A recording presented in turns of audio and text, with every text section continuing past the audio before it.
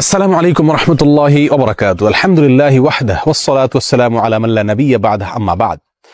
সুপ্রিয় দর্শক শ্রোতা ভাই বোনেরা, আজ আমরা এমন একটি জিকির, এমন একটি দোয়ার কথা বলবো যে জিকির এবং দোয়া জানে না এমন কোন মুসলিম পৃথিবীতে পাওয়া কঠিন। বলতে গেলে আমরা সকলেই এই দোয়া, এই জিকিরটি জানি, এই বাক্যটি মুখস্থ আমাদের আছে, কিন্তু এই বাক্যের যে ওজন, এই বাক্যের যে ওয়েট, এই বাক্যের যে গুরুত্ব, সেটা আমরা হয়তো অনেকেই উপলব্ধি করতে পারি না। মুস্তাদরাক হাকিমে আবু সাঈদ খুদরি রাদিয়াল্লাহু তাআলা আনহু থেকে বিশুদ্ধ সূত্রে বর্ণিত এক হাদিসে নবী করিম সাল্লাল্লাহু আলাইহি সাল্লাম ইরশাদ করেছেন, একবার আল্লাহর নবী মুসা আলাইহিস সালাতু ওয়াস সালাম আল্লাহর কাছে দরখাস্ত করলেন, আল্লাহর কাছে আবেদন পেশ করলেন।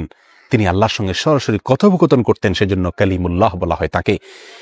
আল্লাহর সঙ্গে সরাসরি কথা বলতে গিয়ে একবার তিনি আবেদন করলেন, আল্লাহ আমাকে আপনি একটি জিকির, একটি দোয়া শিখিয়ে দিন, যে জিকির, যে দোয়া আমি সব সময় পাঠ করব, সব সময় আমল করব।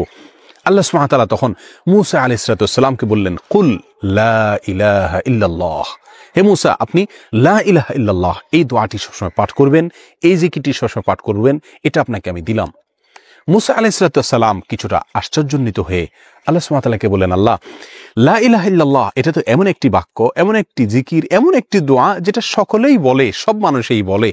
আমি তো আপনার কাছে স্পেশাল কোনো দোয়া চেয়েছিলাম, বিশেষ কোনো দোয়া চেয়েছিলাম।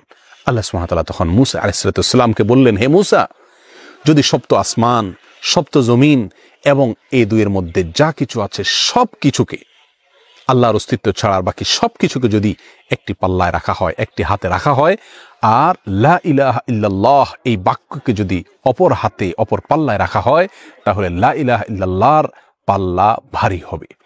এত ওয়েটফুল এই আমল, এত ওজনী এই আমল, এই জিকির। অর্থাৎ আল্লাহ সুবহানাহু ওয়া তাআলা মূসা আলাইহিস সালামকে যে বার্তা দিলেন সেটি হলো, লা ইলাহা ইল্লাল্লাহর চাইতে ওজনী, এর চাইতে ওয়েটফুল, এর চাইতে ভারী, এর চাইতে শ্রেষ্ঠ, এর চাইতে মর্যাদাপূর্ণ কোন জিকির আল্লাহর জমিনে আর নাই। প্রিয় বন্ধুগণ, মূসা আলাইহিস সালামের জন্য সবচেয়ে স্পেশাল দোয়া হিসাবে, সবচেয়ে স্পেশাল জিকির হিসাবে আল্লাহ সুবহানাহু ওয়া তাআলা যে দোয়াটি নির্বাচন করলেন, যেটাকে সবচেয়ে ওজনী আমল হিসাবে আল্লাহ সুবহানাহু ওয়া তাআলা স্পষ্টভাবে ব্যক্ত করলেন, সেটি হলো লা ইলাহা ইল্লাল্লাহ। অথচ এই লা ইলাহা ইল্লাল্লাহ এটাকে আমরা খুব সাধারণ একটি জিকির মনে করি, খুব সাধারণ একটি দোয়া মনে করি, আমরা বিশেষ আমল খুঁজে বেড়াই। অথচ এর চাইতে বিশেষ, এর চাইতে স্পেশাল কোনো আমল আল্লাহর জমিনে আর হতে পারে না।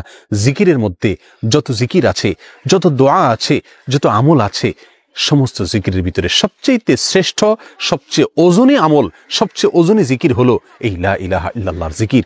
মিজানের পাল্লায় কিয়ামতের দিন যখন আমার নেকামল মাপা হবে, তখন আমার নেকামলে শুধুমাত্র লা ইলাহা ইল্লাল্লাহ এর আধিক্য যদি থাকে, তাহলে ইনশাআল্লাহ আমার নেকামলে পাল্লা অনেক বেশি ভারী হবে। আসুন, চলতে ফিরতে, উঠতে বসতে, অবসরে, কাজের ফাঁকে সব সময় মুখ থেকে, অন্তরের গভীর থেকে লা ইলাহা ইল্লাল্লাহ উচ্চারণ করতে থাকি।